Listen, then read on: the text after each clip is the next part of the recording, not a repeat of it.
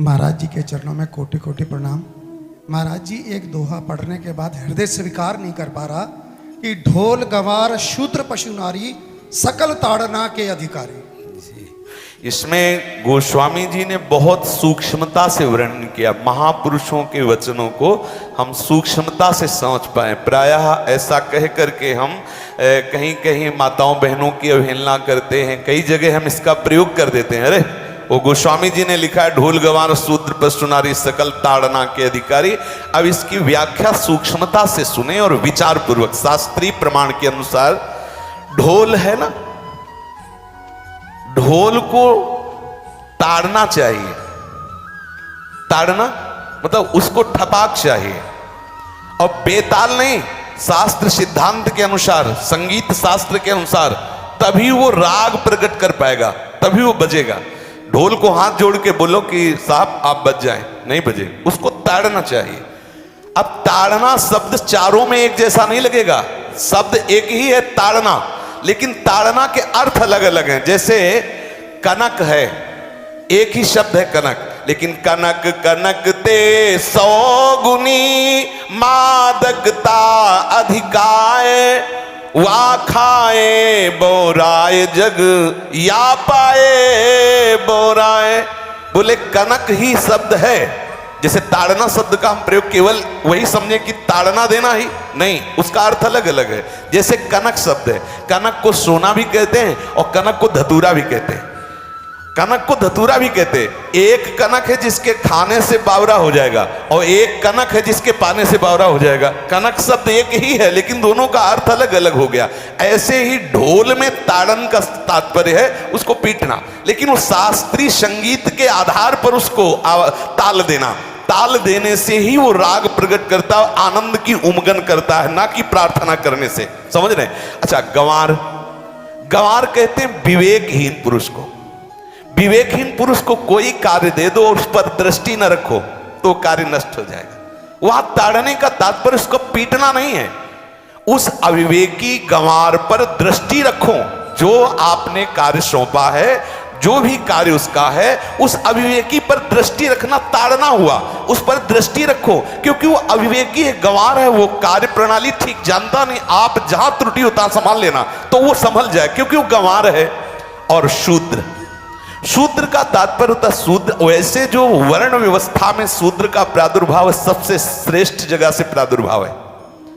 वर्णन आता है ब्राह्मणोश मुखमाशी बाहु राजन्य कृतः उरुददस जत वैश्या पदभ्याग्यं शूद्रो जायत। भगवान के श्री चरणों की ही वंदना होती है। प्राय आपने देखा सबके श्री चरणों की, और शूद्रों का प्रादुर्भाव श्री चरणों से हुआ है। कोई ऐसा न समझे कि शूद्र का मतलब निकृष्ट होता है। यहां शूद्र का तात्पर्य जब से किसी से कहते हैं कि शूद्रवत आचरण करता है, मतलब शास्त्र विरुद्ध, सदाचार के विरुद्ध आचरण करना शूद्रवत आचरण की तरफ संबोधन किया जाता है। यहां कहा गया कि शास्त्र की सम्मति, शास्त्र के शासन के अनुसार आचरण हो, सदाचार परायण हो। शास्त्र जिसके लिए जो विधान करता है, शास्त्र शासन स्वीकार करना, यहां शूद्र के ताड़न की बात कही गई। यहां शूद्र ताड़न का तात्पर्य डंडे से प्रहार करना नहीं, समझना। और जो चौथा कहा गया नारी, अगर स्त्री को हम ये कहें कि ताड़न से ही वो केवल काबू में रहती है, तो राष्ट्र में अपने प्रसिद्ध लक्ष्मीबाई जैसी कोई सामर्थ्यशाली वीरांगना, कोई वीरों सामने बड़े बड़े वीरों के दांत खट्टे कर दे, ऐसी बहादुर सिंघनी हुई, अंग्रेजों के दांत खट्टे कर दिए। अगर कोई समझे कि नारी केवल ताड़ने के लिए है तो उसकी मूर्खता है। पुरुष और नारी का समान प्रादुर्भाव हुआ है। भगवान ब्रह्मा के श्री अंग से दाहिनी तरफ से महाराज मनु और बाईं तरफ से उनकी पत्नी उनका प्रादुर्भाव हुआ शतरूपा। शतरूपा, अब आप बोलो एक ही शक्ति के दो भाग हो गए, एक पुरुष रूप धारण कर लिया, एक नारी रूप धारण कर लिया। अब यहां विचार जो है कि उस नारी के ऊपर ताड़न शब्द का क्या प्रयोग है। जैसे आप मार्ग में चले जा रहे हैं और आपने दृष्टि चूक कर दी और नारी आपकी स्त्री पीछे चल रही, तो कोई हमला कर सकता है, क्योंकि वो रत्न है। 14 रत्नों में एक रत्न स्त्री रत्न भी है। स्त्री को रत्न कहा गया है। भगवान श्री राम जब वनवास में जा रहे हैं तो सिया जी को आगे नाव में जब चढ़ाना होता तो पहले सिया जी को चढ़ा, सीए चढ़ाई चढ़े रघुराई, पहले आगे। दृष्टि रखो, दृष्टि चूक गई तो रत्न है, यहां दृष्टि रखना। शासन मतलब उसकी पिटाई करना नहीं कि जैसे ढोल को पीटा जाता है ऐसे स्त्री को पीटा जाए, शूद्र को पीटा जाए तो गंवार को, ये व्याख्या नहीं है, ये मूर्खता है, इसे व्याख्या नहीं कहते। जैसे कनक शब्द के कई अर्थ होते हैं, ऐसे ही ताड़न शब्द का यहां अलग अलग प्रयोग है। स्त्री के ऊपर दृष्टि रखो। किस भाव की दृष्टि रखे? क्योंकि वो हमारे यहां रत्न की तरह है, कहीं कोई ऐसा ना हो कि कुदृष्टि वाला कोई उस पर हमला कर दे। पाणी ग्रहण संस्कार में रक्षा का भी सूत्र बताया जाता है कि आपको अभी ये समर्पित है, आप इसकी रक्षा करें। हमारे शास्त्रीय सिद्धांत में देखो, कभी भी स्त्री को अकेला छोड़ने का सिद्धांत नहीं पाया गया।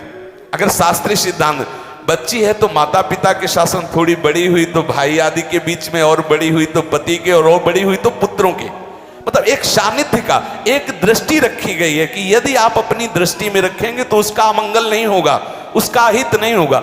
ये जो जैसे मानो कोई सी स्त्री को अकेला कोई पा गया और कुमार्गामी वृत्ति वाला हुआ, तो आज जो घटनाएं सुनने को मिलती हैं, अगर हमारी दृष्टि हो उस पर तो ऐसा नहीं हो सकता। और दूसरी बात यह है कि स्त्री को बुद्धि स्वरूपा भी माना गया। भगवान से भीष्म जी कहते हैं, मैंने अपनी कुंवारी कन्या बुद्धि को, हमारी कुंवारी कन्या है बुद्धि, सदैव सुरक्षित रखा है, आज आपके चरणों में समर्पित करते हैं। तो शास्त्र शासन के द्वारा बुद्धि को सदैव अपने अधीन रखो, कहीं बुद्धि कुमार्गामी ना हो जाए। यहां स्त्री के ताड़न का केवल एक सूत्र है कि आप उस पर दृष्टि बनाए रखें, कहीं स्त्री रत्न कहीं अपवित्र ना हो जाए, कहीं दूसरे का किसी तरह से कुमार्गामी लोगों का ऐसा कोई बर्ताव ना हो जाए, इसलिए सावधान। वहां उसको पीटने का शब्द नहीं है कि ढोल गवार शूद्र परशु नारी सकल ताड़ना के अधिकारी। ताड़ना का तात्पर्य वहां पीटना नहीं तो विद्वता में देखो तो एक से एक, साधुता में देखो तो एक से एक, वीरांगना देखो एक से एक, ऐसा नहीं कह सकते, क्योंकि जो सामर्थ्य पुरुष में वही सामर्थ्य भगवान ने स्त्री में भी दी, क्योंकि भगवान के ही दो रूप हैं, एक स्त्री और एक पुरुष, समझ रहे ना।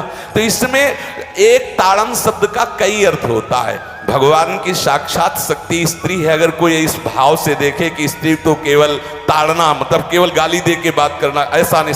जिस घर में स्त्री का अपमान होता है उस घर का नाश हो जाता है, निश्चित हो जाता है। आप देखिए, रावण का सत्यानाश हो गया जगदम्बा सीता के प्रति, दुर्योधन का सत्यानाश हो गया द्रौपदी के प्रति। जहां स्त्री का अपमान हो जाए, अगर कोई ये समझे कि स्त्री केवल मतलब जैसा हम चाहें वैसा व्यवहार करे, तो अगर नाश ना हो जाए तो हमें बता देना, क्योंकि भगवान की वो शक्ति है। अगर उसे तुम सोचो कि हम ताड़न करें, जैसे ढोल को ताड़न करें ऐसे ताड़न करें, तो तुम्हारा नाश हो जाएगा। बिल्कुल सच्ची बात समझ लीजिए। केवल वहां दृष्टि रखने की बात कही गई है, आपका अधिकार है, आप उसकी सुरक्षा व्यवस्था में रहें। और एक वृत्ति होती है, अगर शासन ना हो तो हमारी बुद्धि भ्रष्ट हो जाए, हमारी बुद्धि भ्रष्ट हो जाए, आपकी बुद्धि भ्रष्ट हो जाए। भगवान का भय, शास्त्र का भय, लोक मर्यादा का भय, ये हमको सुरक्षित रखता है। इसलिए दृष्टि रखने की आवश्यकता है कि वो पवित्र रहे, वो सुरक्षित रहे, ना कि उसको पीटने के लिए यहां संबोधन किया गया गोस्वामी तुलसीदास जी ने। इसलिए सावधानी पूर्वक अपनी वृत्ति को पावन रखते हुए महापुरुषों के वचनों को समझने की चेष्टा की जाए। गोस्वामी जी ने जो यहाँ कहा, ढोल गवार शूद्र परशु नारी सकल ताड़ना के अधिकारी, तो ताड़ना का अलग अर्थ है, अलग अलग। जैसे ढोल में ताड़ना, तो वैसे ही सब जगह नहीं ताड़ना लगेगी। आप देखो, पशु जो है, चालक जो घुड़सवार होता है उसको ताड़ना एड़ी से देता है। अपने चालक जो होता है घुड़सवार एड़ी से, किसान जो होता है वो बैल को बोलता है दाहिने, जैसे हल जोतने होता है बाएं, वो भाषा समझता है, बाएं मुड़ जाए, और नहीं मुड़ता तो पीछे अरई है एक छड़ी, उससे वो इशारा देता है, वो समझ जाता है। पशु को अपने इशारे से चला लेते। अब उससे कहे, खड़ा होकर हाथ जोड़ के कहे कि भैया बैल देवता अब थोड़ा दाहिने मुड़ जाओ, तो नहीं मुड़ेगा। जब लगाम पकड़ी और थोड़ा ताड़न किया और बोले दाएं, तो फौरन दाहिने मुड़ गया। आप देखो, जो बैलगाड़ी चलाते हैं, घोड़ा गाड़ी चलाते हैं, ऊंट चलाते हैं, तो पशु शासन के द्वारा उसको इशारे से किधर चलना है उसको इशारा बता दो।